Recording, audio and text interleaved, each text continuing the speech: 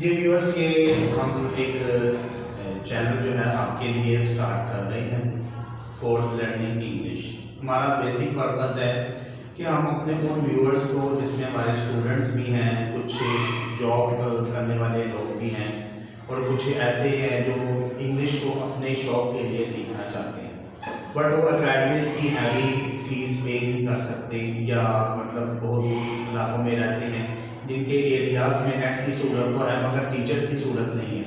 तो उनके लिए हमने ये चैनल शुरू किया है और यहाँ पे हम बिगनिंग लेवल से लेके इंशाल्लाह एडवांस लेवल तक आपको एक सीक्वेंस के साथ जो है वो वीडियोस प्रोवाइड करेंगे।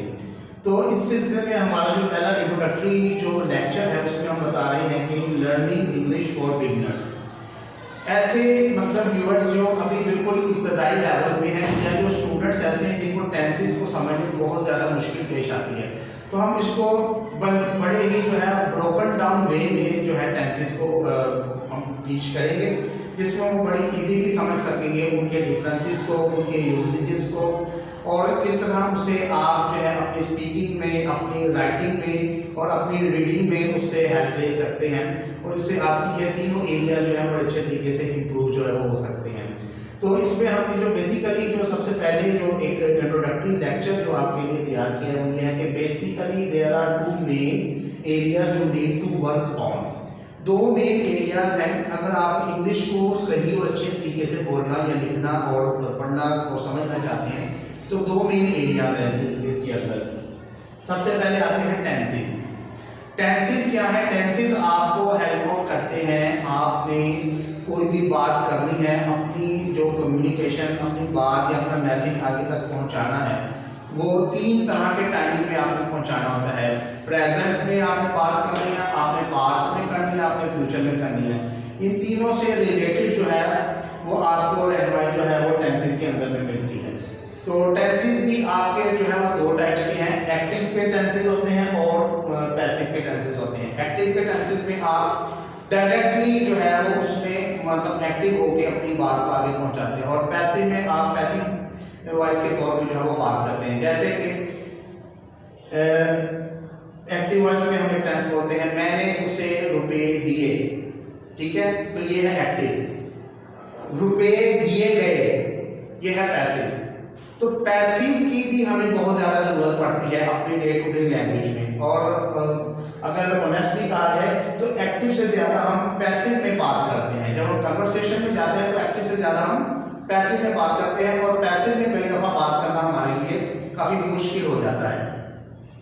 बट ये विश्व का डिफिकल्ट बिल्कुल नहीं रहता है जब हम तमाम टेंसेस को अच्छी तरह समझ लेते हैं। देखिए, एक टेंस आपने समझा है, उसके बाद उसको प्रैक्टिस किया, वो आपको आ गया।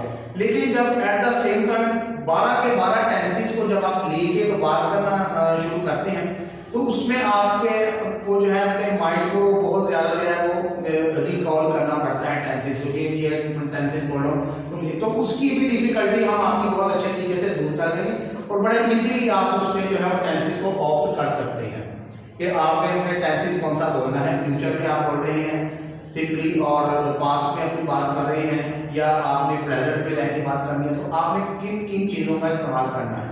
उसमें आपको ये की ज़रूरत नहीं पड़ेगी कि पहले आप देखें कि उसके एंड पे क्या आ रहा है, आ रहा है या गा आ रहा है या था आ रहा है, तो ये चीज़ें देखने की जरूरत नहीं पड़ेगी। हम आपको हेल्पिंग वर्ब के जरिए जो समझाएंगे ना उसमें आपकी स्पीकिंग बड़े अच्छे तरीके से इम्प्रूव होती है।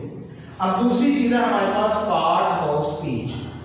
पार्ट्स ऑफ स्पीच जो है ये मोस्टली जो है स्टूडेंट्स के लिए बहुत ज़रूरी है जानना, क्योंकि उन्होंने इससे रिलेटेड एमसीक्यूज करने होते हैं अपनी जो एज अ सब्जेक्ट जब उसको पढ़ते हैं तो उसमें इसका इस्तेमाल होता है। पूछा जाता है कि ये एडवर्ब है, ये वर्ब है, ये नाउन है, ये कैसे है। तो मैं आपको सीक्वेंस वाइज ये जो 8 पार्ट्स ऑफ स्पीच होते हैं, इनकी टोटल तादाद होती है 8। तो इन 8 पार्ट्स ऑफ स्पीच को मैं आपको जो है इस तरह सीक्वेंस के साथ समझाऊंगा कि आप एक पार्ट्स ऑफ स्पीच को लेके जब शुरू करेंगे तो सीक्वेंस के साथ आपके ज़हन में बैठ जाएगा। कैसे? देखें, पहले सबसे पहले हमारे पास आता है नाउन। नाउन से रिलेटेड है प्रोनाउन और उन दोनों से रिलेटेड है एडजेक्टिव। ठीक है, because adjective is a word that describes a noun और प्रोनाउन। जो नाउन और प्रोनाउन मतलब चंक्स में सीखते हैं, जिससे हमारे जहन में एक चीज कभी आ जाती है और दूसरी चीज भूल जाती है। तो जब वो सीक्वेंस के साथ हमारे जहन में रहेगा तो ये चीज कभी भी हम भूलेगी नहीं। और ये देखें इसी तरह आगे चले तो हमारे पास आता है वर्ब। वर्ब में फेल, काम को कहते हैं वर्ब, उसी को ही हेल्प आउट करता है एडवर्ब। तो ये दोनों एक ही चीज के दो नाम हैं। मतलब वर्ब को अगर क्वालिफाई करना है, उसके मीनिंग को डिस्क्राइब करना है, एक्सप्लेन करना है, तो उसके लिए एडवर्ब इस्तेमाल होता है, ठीक है।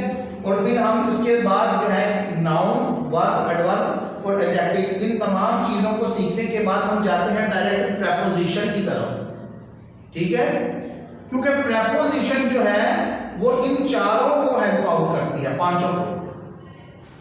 प्रेपोजिशन क्या है कि पोजीशन को ये मतलब एलैबोरेट करती है कि नाउन की या एडवर्ब की डायरेक्शन क्या है। नाउन की एडवर्ब की डायरेक्शन को शो करने के लिए प्रेपोजिशन इस्तेमाल होती है। तो व्यूअर्स इस तरह जब हम इसके बारे में आपको एक सीक्वेंस के साथ जब लेके चलेंगे तो इंशाल्लाह मुझे पूरा पूरा यकीन है कि आपको तमाम पार्ट्स ऑफ स्पीच है बड़े अच्छे तरीके से रिकॉग्नाइज हो जाएंगे। तो ये दोनों चीजें जो है हमारे पास टेंसेस और पार्ट्स ऑफ स्पीच। टेंसेस तो तमाम व्यूअर्स के लिए है ना, कि जो ज़्यादा पढ़े लिखे भी हैं, कम पढ़े लिखे भी हैं, या जिनको इंग्लिश में प्रॉब्लम आ रही है, या जो शौकिया तौर पे इंग्लिश को सीखना चाहते हैं समझने के लिए, उनके लिए तो मोस्ट इम्पोर्टेंट है। इनकी हम एक अलग प्लेलिस्ट बनाएंगे, ठीक है।